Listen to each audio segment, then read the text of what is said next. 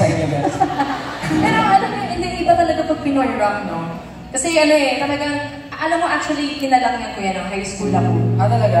Oo. Parang kahit masaya ka naman, parang biglang may lumalabas na, umuugot na ewan Hindi mo ma-explain. Kung tungkol naman sa labasan ng mga naibaon at mga nanipon na emosyon at feelings, ibang klase rin yung R&B di ba? Iba yung R&B songs natin dito. Lalo na ngayon pag tag-ulan. Sino dito yung tuwing tag-ulan na-activate yung pagiging emotero-emotera? Taas kamay. Ako yun. Ikaw rin. Yung tipo pag umuulan talagang...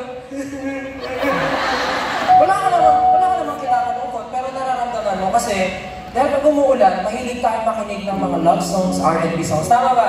Yes. Kaya ikaw matanong kita, ano ba yung madalas mong pinapakinggang R&B?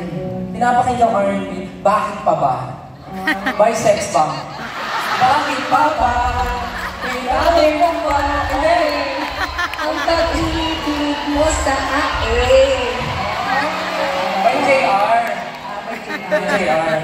Bakit? Ikaw, ano ba? Ako wala akong joke para sa... Okay lang. Hanggang ngayon. Hanggang ngayon. By Kyla.